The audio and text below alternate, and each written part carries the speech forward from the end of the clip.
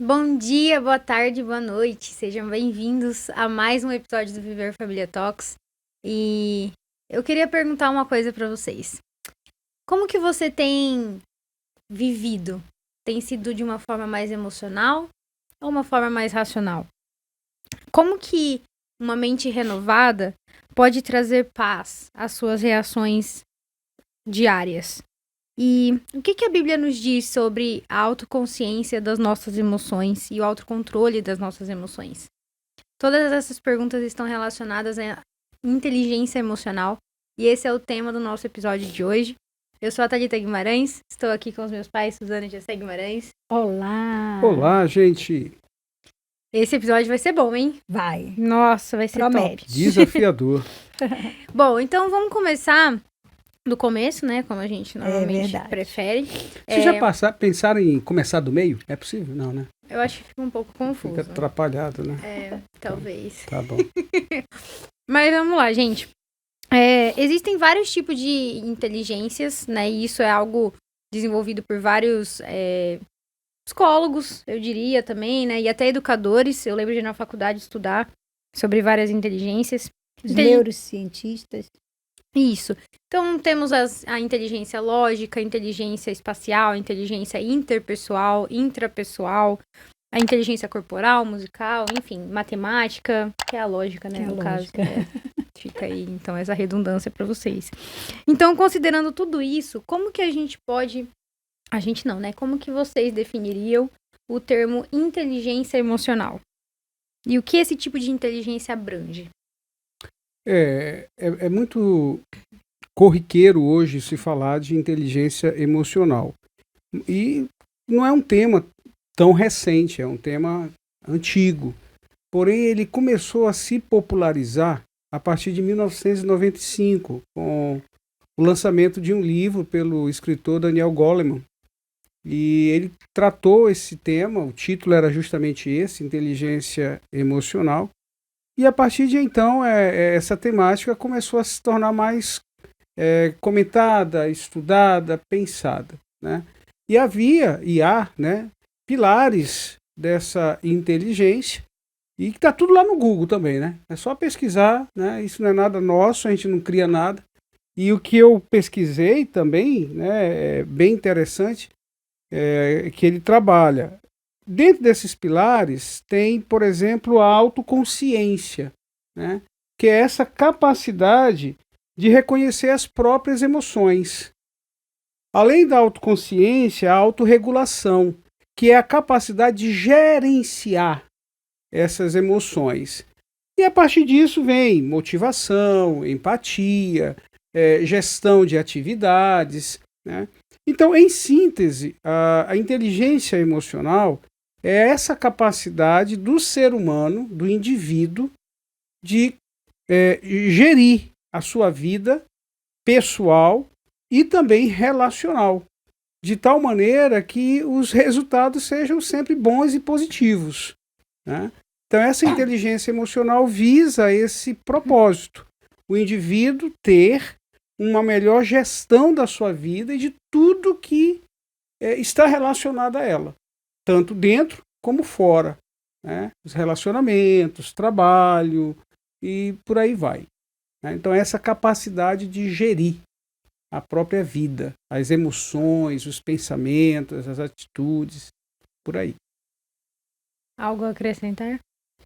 É interessante a gente observar, né, que Deus nos criou de uma forma tão linda, tão delicada, tão detalhista, que Ele que fez, né, com o sopro da vida, Ele nos deu essa capacidade de pensar, capacidade de aprender, capacidade de absorver conhecimentos, absorver qualquer que seja as situações próprias da criação que Ele fez, né? Então, essa inteligência, ela começa no Senhor, só que ele tem uma inteligência que é aquela que é superior, por ele ser o todo-poderoso. Então, por isso que Paulo diz, né, quem conheceu a mente do Senhor? Quem que pode gerir a mente do Senhor? Ninguém, só ele mesmo. mas ele nos capacitou para isso. E ele nos dá essa capacidade hoje através do Espírito, em perceber, nos dá a inteligência, a capacidade de proporcionar estímulos de aprendizado para as crianças, que aí as inteligências vão sendo formadas a partir das percepções, e a inteligência emocional a partir das sensações. Por isso que para a criança ela precisa do toque, né?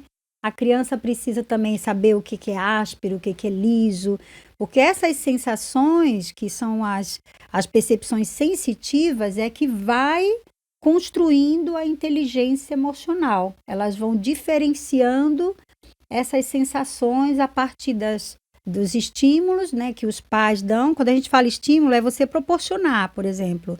Hoje em dia é muito bom a gente proporcionar à criança leitura, né, para que ela tenha uma inteligência não só cognitiva, mas também emocional, onde ela entra dentro da história com as suas sensações. Então, tudo isso começa mesmo na criação, né, do Senhor, e Ele que é a mente maravilhosa. E por que, então, que ter inteligência emocional ela é importante para aquela pessoa que quer seguir a Cristo? Quando a gente volta à origem de todas as coisas, né, lá para o Gênesis, a gente aprende pela narrativa bíblica que o ser humano ele foi criado à imagem e semelhança de Deus. Então, no plano original, né, naquele momento embrionário de que tudo vai sendo criado, o ser humano ele tinha uma inteligência emocional, ainda em formação, mas certamente contando com tudo que era bom, porque até então não havia o pecado. Porque a partir do pecado, essa formação do ser humano, ela começa a sofrer, né, perdas. E, inevitavelmente, os pensamentos, as emoções e, consequentemente, as atitudes começaram a fugir do padrão do que era bom, né? E, consequentemente, o ser humano se afasta de Deus, do seu Criador, né? E essa relação ficou, então, totalmente prejudicada. E, a partir disso, acompanhando o desenvolvimento da narrativa bíblica, a gente percebe isso, né? Na primeira família, né, lá no Éden mesmo, o primeiro conflito conjugal, as emoções já estavam totalmente perdidas. O primeiro crime acontecido dentro da própria família, um irmão assassinou outro irmão, e por aí vai. Então, a partir desse momento, né, em que o pecado veio fazer parte da mente, das emoções e das escolhas do ser humano, essa inteligência emocional ela se perdeu.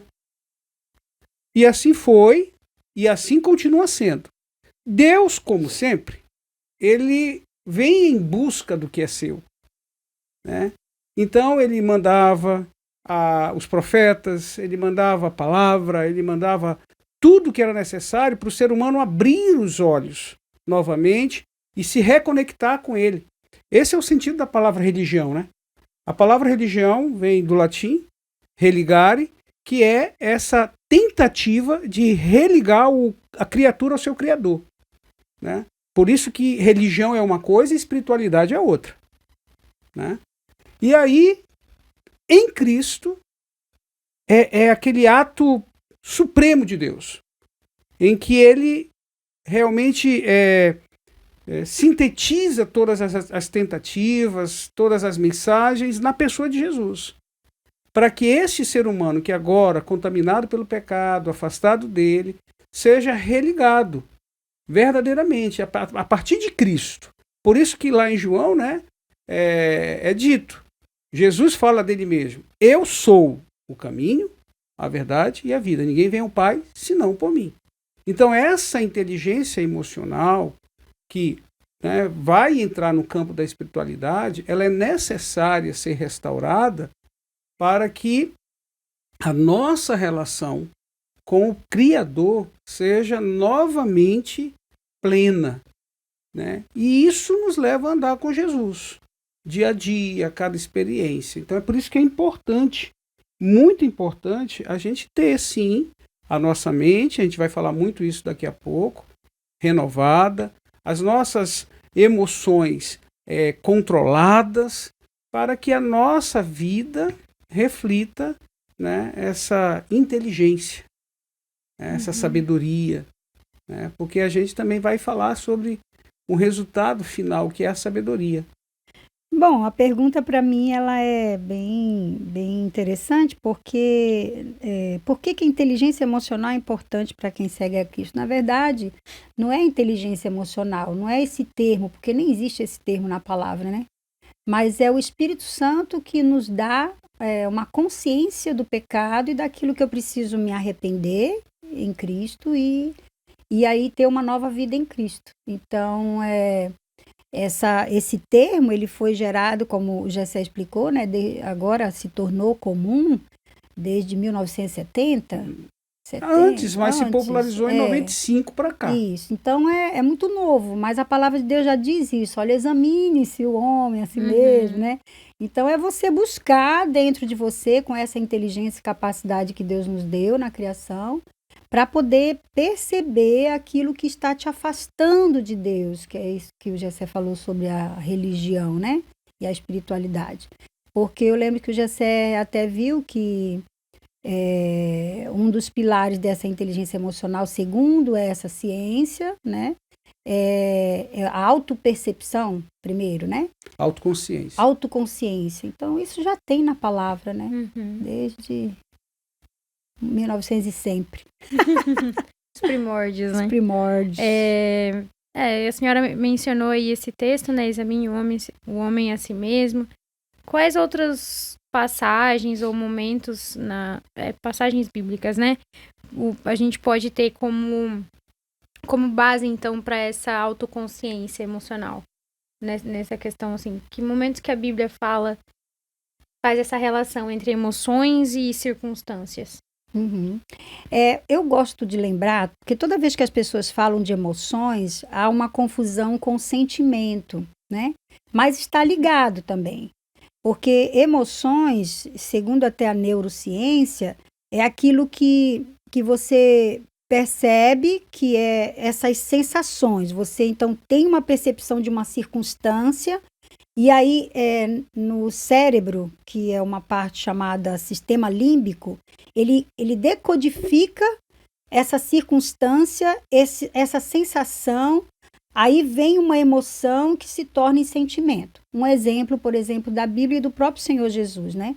Quando ele soube da morte de Lázaro, que é uma pessoa que ele amava muito, isso houve dentro da mente dele, como ser humano, e foi decodificado uma tristeza, porque era uma pessoa que ele amava, querida, próxima. Então, aí, essa emoção se tornou numa tristeza, que foi, ele percebeu, então ele examinou de que aquela circunstância iria entristecê-lo e ele chora, ele põe para fora, né? Então, na Bíblia, as emoções, né, em termos de emoções e circunstâncias, elas estão ligadas nisso. É com informações. Agora, internamente também acontece isso. Que, por exemplo, o arrependimento, ele é um tipo de emoção que leva a um ato de quebrantamento, que eu reconheço que eu preciso de Cristo. Então, o arrependimento é um tipo de emoção, mas o ato de reconhecer e quebrantar o meu coração de que ele e só nele que eu tenho vida em abundância, e aí está associado, né? A circunstância, mas também a emoção. Não sei se ficou bem explicado. Não, ficou bem explicado. Ficou assim. Mas pensando em textos bíblicos, né, que trabalham essa temática, o salmista, no Salmo 139, né, um salmo belíssimo, ele faz um pedido para Deus, né? Ele diz assim: examina-me, Deus, e conhece meu coração, né? E prova-me e conhece os meus pensamentos, né? Então, o salmista, ele abre o coração para Deus e pede para que o Senhor o prescrute totalmente, na mente, os pensamentos, e no coração, né, as emoções. né? Então, a gente vê que essa necessidade do ser humano, ela sempre existiu, né? De ser conhecido por esse Deus, de ter os seus pensamentos e as suas emoções diante dele, né? Para que ele trate, para que ele comunique conosco, né? Porque a gente precisa pensar nessa relação de Deus com o ser humano, é uma relação, é uma troca, né? Como o pecado nos afastou de Deus, nós perdemos esse referencial, até porque nossos pensamentos são corruptos, nossas emoções são corruptas, isso nós sabemos, e assim como Adão lá no Éden, a primeira tentativa é se esconder, mas o salmista ele faz o caminho contrário, ele se volta de novo para Deus e pede: Senhor, conhece, examina-me, né, os meus pensamentos e as minhas emoções. Então esse é um texto muito interessante, né, que é um pedido do salmista. Tem outros textos também, né, que vão trabalhar em cima disso daí, né? Provérbios, 2 Coríntios, 2 Pedro. Então a Bíblia ela é repleta, porque a Bíblia ela é um livro relacional. A Bíblia ela trata do Gênesis ao Apocalipse sobre as nossas necessidades, tanto emocionais, físicas, materiais e espirituais. Contudo, a gente não pode esquecer de que também há coisas que vêm mesmo do pecado, por exemplo, né? Ainda hoje eu estava meditando na palavra e eu li sobre o relacionamento de Noemi e Ruth. Ali existem emoções e circunstâncias bem singulares, né? Ou seja, circunstância de perda, morte do marido, morte dos filhos, que foi de Noemi. E ali Noemi teve uma emoção muito forte, que foi a amargura.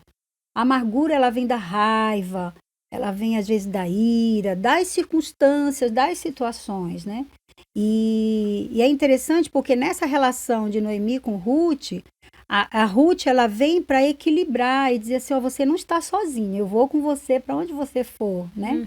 Mas também a gente pode dizer que essa circunstância de emoções, de inteligência emocional, ela também leva-nos para esse coração pecaminoso, corrupto, né?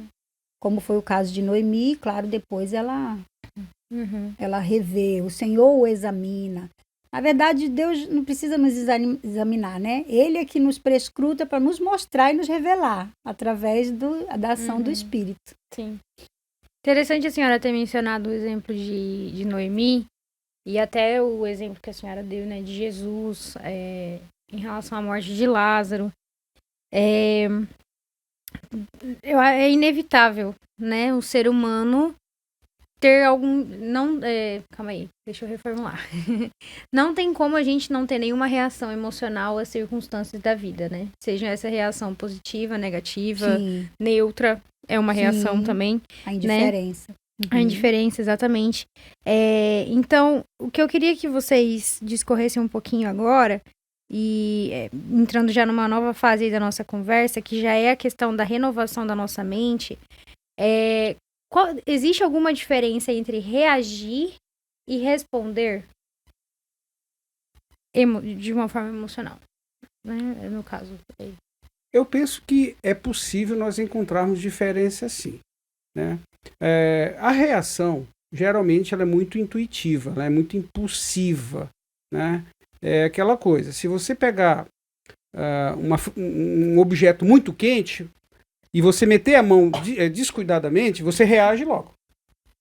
Né? É natural, é o instinto de autoproteção. A gente reage. O responder, eu penso que é aquele processo em que eu for usar mais as minhas faculdades de inteligência, de percepção, de análise. Né? Agora, a gente está falando de padrões ideais. Né? Por quê? Porque a palavra de Deus fala, por exemplo, do tolo. Né? Quem é o tolo? É aquele que responde precipitadamente. Né? Aquele que não pensa antes de falar. Né? Aí vem todo aquele processo que a gente busca, né, de amadurecimento, de crescimento, né, para poder funcionar, né, gerir melhor nossas atitudes. Então eu penso sim que existe uma diferença entre o reagir, né, e o responder. eu penso que é possível nós percebermos diferença sim.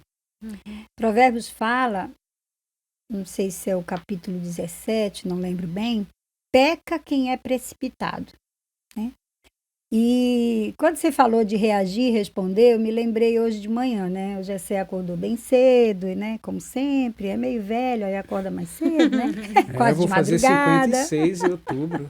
Que bênção.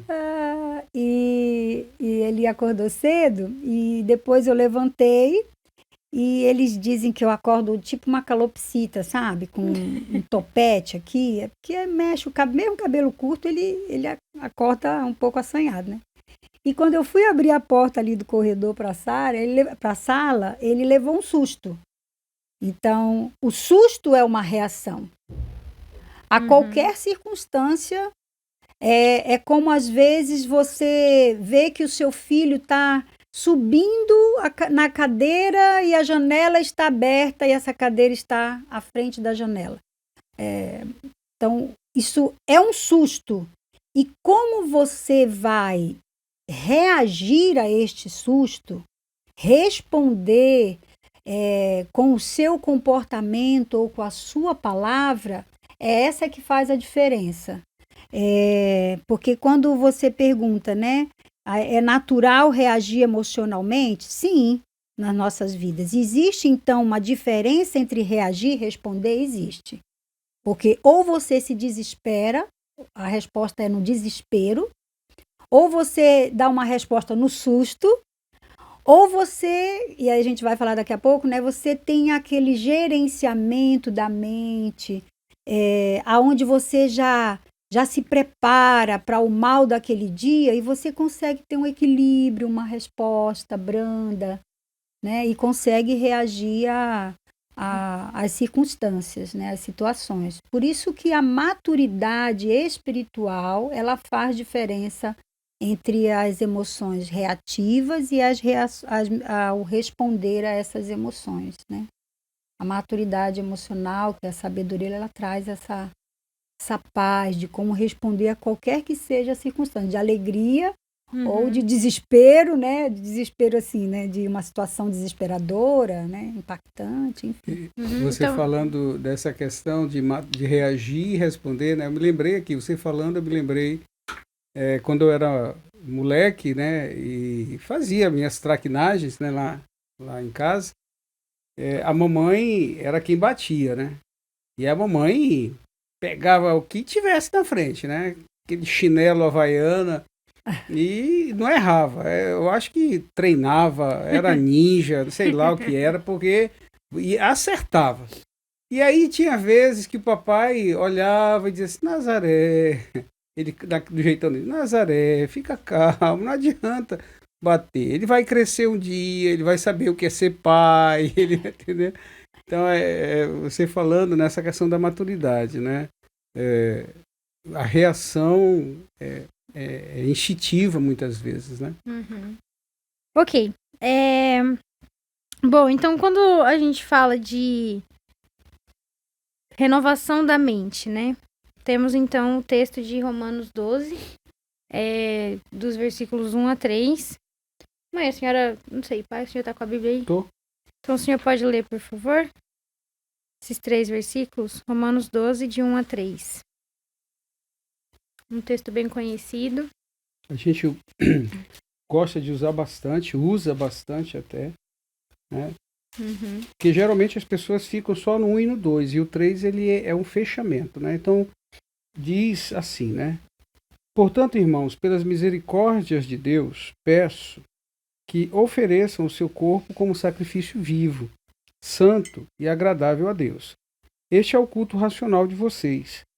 E não vivam conforme os padrões deste mundo, mas deixem que Deus o transforme pela renovação da mente, para que possam experimentar qual é a boa, agradável e perfeita vontade de Deus. E aí vem o verso 3. Porque pela graça que me foi dada, digo a cada um de vocês que não pense de si mesmo além do que convém. Pelo contrário, pense com moderação, segundo a medida da fé que Deus repartiu a cada um. Tá, então esse é o texto. Qual é a pergunta? A pergunta é: como que uma mente renovada afeta o que sentimos e como reagimos às mais diversas situações? É o que a sua mãe falou.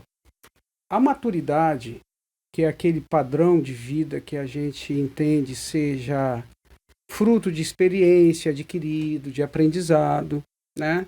É o que vai me dar condições de responder às diversas situações da vida após de uma reação, né? Então, a reação é o susto. A resposta é a resposta a esse susto, a esse primeiro contato, a essa percepção. A mente renovada, né, que a gente entende ser, biblicamente, uma mente que é governada pelo Espírito, uma mente que tem a palavra de Deus sempre latente, né, ela tem a maior capacidade de ter as melhores respostas para qualquer situação. Então, a mente renovada, que é essa mente governada pelo Espírito Santo de Deus, é o que vai funcionar diante das inúmeras possibilidades de situações que a gente vai enfrentar na vida. Quer sejam boas, quer sejam ruins. Porque às vezes a gente se apega apenas aos problemas, às situações difíceis como sendo perigo. Nem sempre.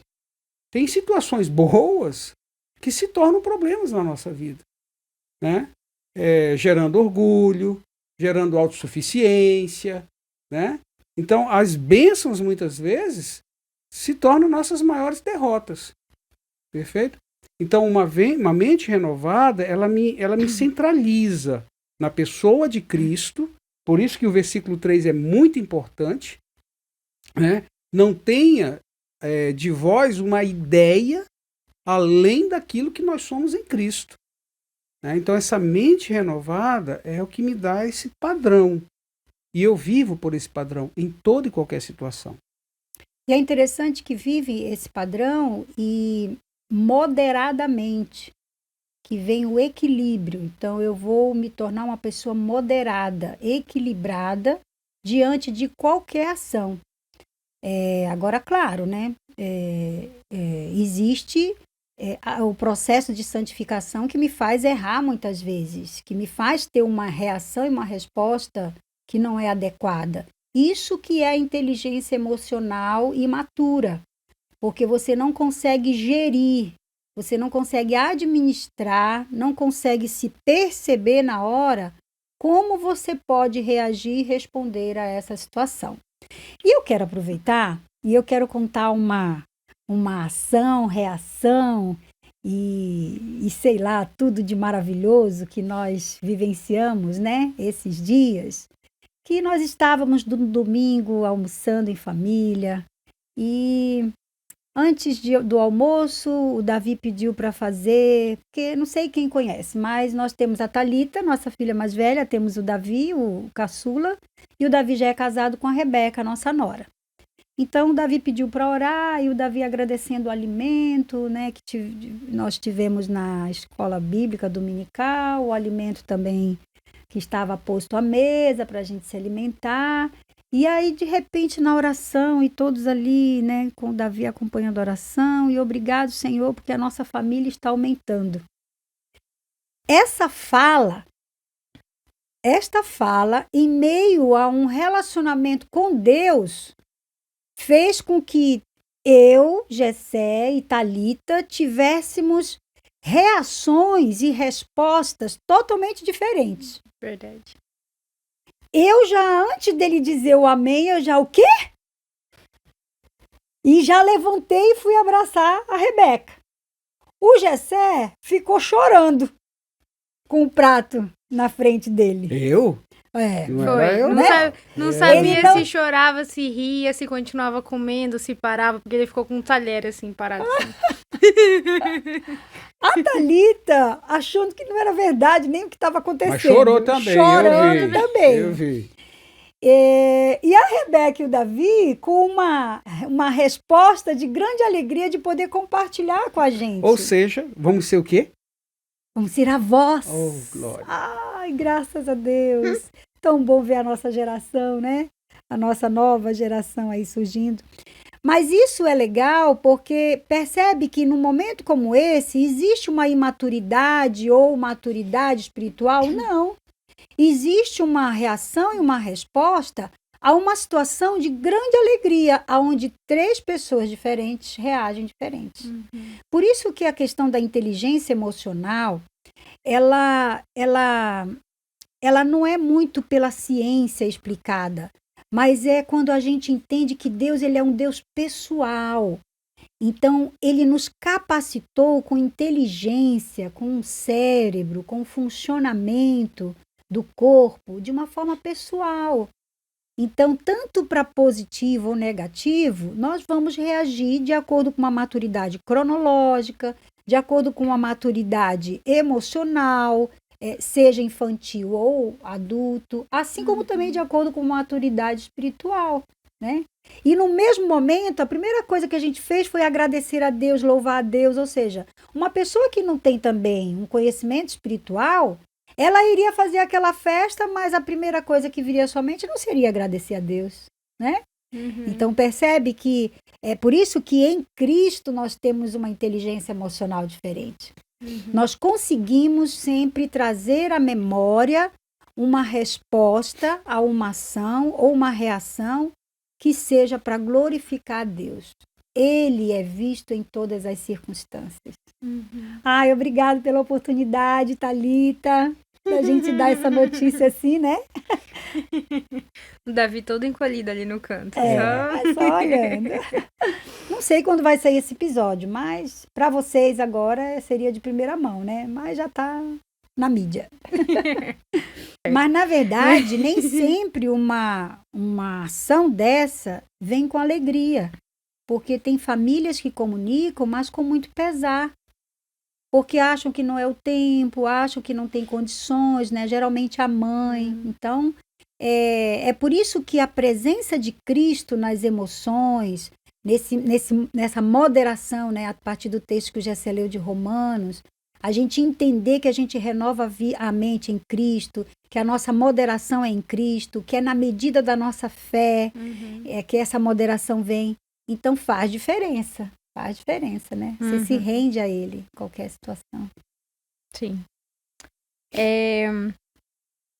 Bom, eu acho que eu tô vendo aqui as perguntas do próximo bloco, né? Que é sobre eu encontrar o equilíbrio. Vocês meio que já falaram um pouco sobre elas, né? Mas eu acho que é importante a gente ressaltar que o maior exemplo que nós temos de equilíbrio emocional em todas as circunstâncias é Cristo, né? Assim como ele é o nosso maior exemplo para tudo na vida, né? E não seria diferente nessa área emocional. Então, Jesus, como ele foi homem, né? Também ele teve o contato com, se não todas, praticamente todas as situações que um ser humano pode ter contato durante sua vida, né? E ele teve reações, como a senhora falou, o exemplo da morte de Lázaro, ele sentiu tristeza, ele sentiu medo, né, no Getsemane, antes de ser crucificado, pediu ao Senhor que, se possível, afastasse aquele cálice dele, mas ainda assim foi obediente. Ele sentiu alegria, ele sentiu raiva, mas não pecou, né? E então, assim, Jesus, ele foi o exemplo, é o nosso exemplo de que podemos sentir todas as emoções, sejam elas negativas ou positivas, sejam elas situações que a gente pode se preparar para alguma coisa, ou situações inesperadas, mas ele não pecou em nenhum momento. E aí eu gostaria de perguntar para vocês como que a gente pode aplicar, então, o exemplo de Cristo nas nossas vidas, no dia a dia, de uma forma bem prática mesmo. A gente falou aqui sobre renovar a mente, ter respostas e reações maduras, emocionalmente, espiritualmente, mas como que a gente pode, então, que conselhos vocês dariam para uma pessoa que gostaria de ser mais equilibrada emocionalmente e ter Cristo como exemplo? Eu essa semana, estudando com um grupo de mulheres o livro Buscando a Deus, nós estávamos falando sobre perdão e o Senhor me trouxe à mente o exemplo de José. Porque às vezes quando a gente diz assim, olha, é possível você ter um controle, um autocontrole, uma autoconsciência, né, sobre suas emoções, dominar as emoções, é possível. E aí tem pessoas que dizem assim, quando a gente diz é ser como Cristo. Ah, mas Cristo era Deus. Então, vamos pegar um exemplo de José. José, muitos não sei se conhecem a história de José, mas está escrita Gênesis. em Gênesis. É Gênesis, José? Não sei qual a passagem, né? O Lucas pode depois colocar qual é a referência. Mas José, ele, segundo os estudiosos, ele tipifica Cristo. Ele é um tipo de Cristo. E a gente estava conversando sobre isso e eu me lembrei, pensa comigo, José, ele sofreu bullying porque os irmãos zombavam dele, dos sonhos que ele tinha. Então isso foi um bullying. Ele foi rejeitado porque os irmãos, com inveja dele, levaram ele para ser vendido, era para matar, né? Mas depois venderam o irmão. José, ele esteve preso não só numa carroça para ir para o Egito, né, como um vendedor, como um escravo, onde ele foi vendido pelos irmãos. José chegou lá e ficou preso. José na prisão, depois da prisão, alguém saiu da prisão e ele disse assim, lembra de mim quando você estiver com o faraó para eu ser liberto. Foi esquecido, abandonado. Ou seja, ele teve todos os motivos para não ter moderação nenhuma nas suas emoções. Mas se você for ler com detalhes a vida de José, ele tinha uma relação com Deus e, na verdade, com a Trindade, porque às vezes a gente pensa só depois de Cristo. Não, já era uma relação com a Trindade. Cristo já estava presente, né? E é interessante que as reações e as respostas dele eram sempre moderadas. Então, ou seja, o texto não diz que ele brigava com os irmãos porque ninguém acreditava nele. Não diz isso. Ele continuava até a falar de novo dos sonhos. Então é sinal de que ele nem estava aí, porque os irmãos estavam rejeitando ou zoando, né? Fala que quando ele foi vendido, ele foi e permaneceu preso, e na prisão ele fazia diferença. Ele falava do amor de Deus, ele falava de Deus. Então, assim, quando você pede exemplo de Cristo, o exemplo de Cristo é maravilhoso porque ele teve um preparo com a mãe e o pai terreno em casa, a partir da palavra de Deus, das leis, daquilo que ele precisava ter como princípios inegociáveis. Cristo, ele teve um momento com a família até os 30 anos, que é um preparo. Quando nós estamos no convívio com a família, na família é que a gente gerencia mais as nossas inteligências e emoções, porque é onde tem mais controvérsias, é onde tem mais alegrias, é onde tem extremos, muitas vezes, né? E depois de 30 anos que Jesus, de fato, teve uma maturidade para poder cumprir sua missão. E ele cumpriu, e aos 33 ele morreu e deixou uma moderação de emoção, de inteligência emocional maravilhoso. Ele morreu, literalmente morto numa cruz, que é uma morte extremamente dolorida. Aí ele ficou em silêncio depois da morte, no seu túmulo, e depois ele ressuscitou. Então, essa é a nossa vida diária. Eu lembro do Gessé falando isso para mim algumas vezes, né? Todos os dias a gente precisa morrer para nós mesmos. Todos os dias a gente precisa silenciar muitas vezes para algumas situações. E todos os dias a gente pode ressuscitar, ou seja, ter vida e abundância em Cristo com tudo que Ele nos dá, seja de situações boas, seja de situações ruins, que é a questão do contentamento. Então eu penso que tudo isso tem a ver com inteligência emocional, com eu ter consciência, com eu ter o domínio e eu gerenciar essas emoções e conseguir ser moderada na medida da minha fé. Então eu gosto desses dois exemplos, de Cristo, que é o maior, é o caminho, mas também de José, que era um homem que pecava, um menino que pecava, mas deixa um exemplo maravilhoso de emoções, né? De como gerenciar suas emoções.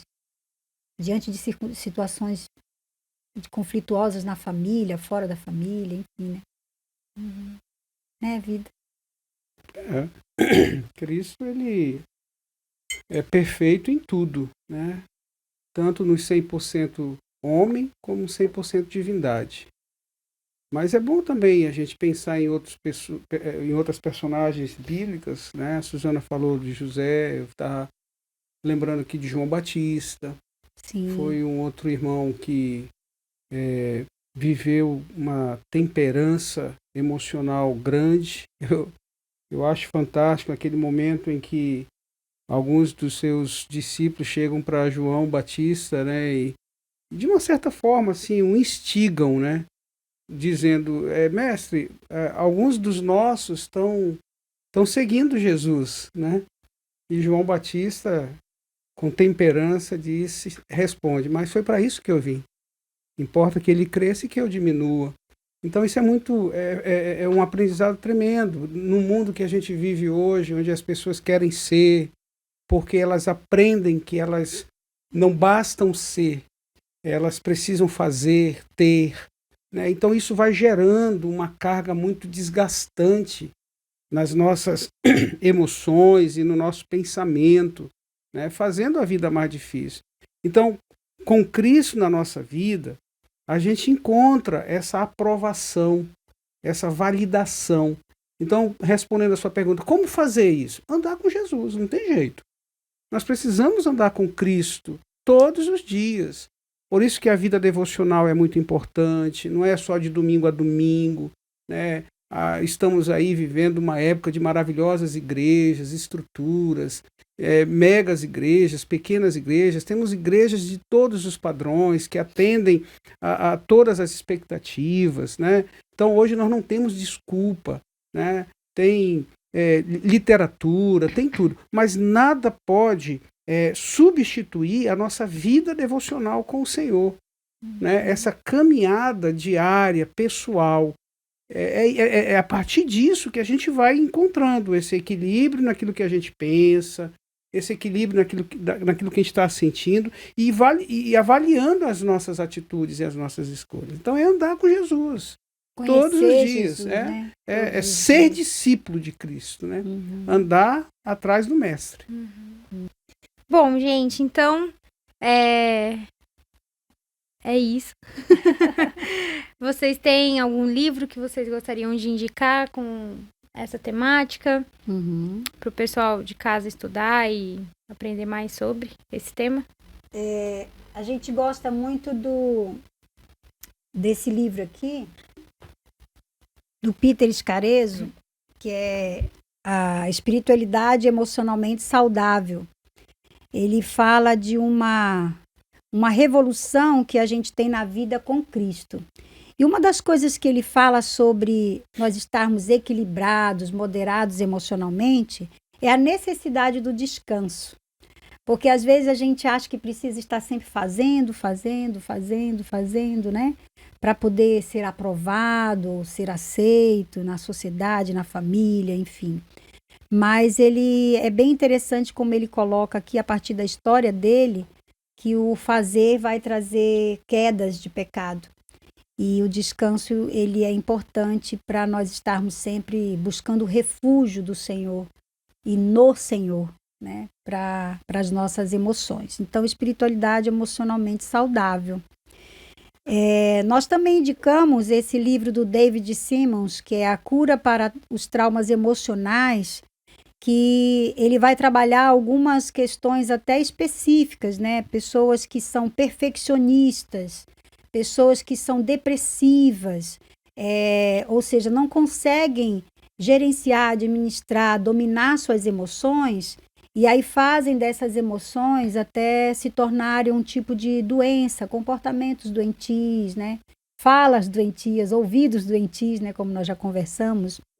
E ele vai trazendo algumas questões de como a gente lidar com esses traumas emocionais que todos nós temos, né? Até o Gessé começou falando sobre isso, a maldita queda, que nos deu uma maldição, né? Maldição não, uma humanidade caída. E isso nos faz, às vezes, ter alguns traumas e fixamos em traumas e esquecemos de que o Senhor, Ele cura, Ele liberta.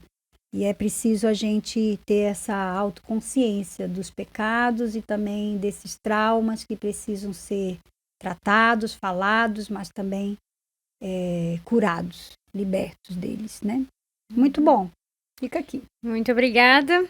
E é isso, gente. Até semana que vem. Semana que vem a gente vai começar a nossa segunda série de episódios, o início do fim. Vamos falar sobre namoro. No episódio da semana que vem, nós vamos falar sobre a fase do antes do namoro e do comecinho ali, né? Então, a questão dos critérios, o que é preciso analisar, né? Antes de escolher alguém com quem começar um relacionamento. Mas esse episódio não vai ser só para os solteiros, vai ser também para as famílias, porque a gente vai falar um pouco sobre a importância das famílias estarem envolvidas nesse processo, enfim. Então, estejam ligados aí para a semana que vem, para esse episódio. E segue a gente no Instagram, @Ministério Viver Família. A gente também está interagindo com vocês lá, fizemos já a caixinha de perguntas, vocês têm participado, agradecemos as participações, mas também podem deixar aqui as suas perguntas nos comentários, não esqueçam de curtir, compartilhar com seus amigos, familiares e quaisquer pessoas que vocês acreditam que serão abençoadas por esse conteúdo. E é isso. Certo. A gente queria pedir, eu e Gessé, para que vocês fizessem comentários a partir de ouvirem sobre inteligência emocional, porque nós dois somos psicólogos, a gente trabalha bastante com emoções, né? Com questões, pessoas muito emocionadas, muito racionais. Então, seria muito bom você colocar o seu comentário, alguma dúvida, ou até algum tipo de provocação para a gente pesquisar, para a gente ir atrás, né? Quando se fala desse assunto, isso para a gente é muito importante, né, Vida? Com certeza. E vai ser bom para nós também crescermos, né? É uma troca, sempre uma troca. Sim. Isso. Deus abençoe vocês. Beijo no coração. Beijo, Tchau, tchau. cheiro.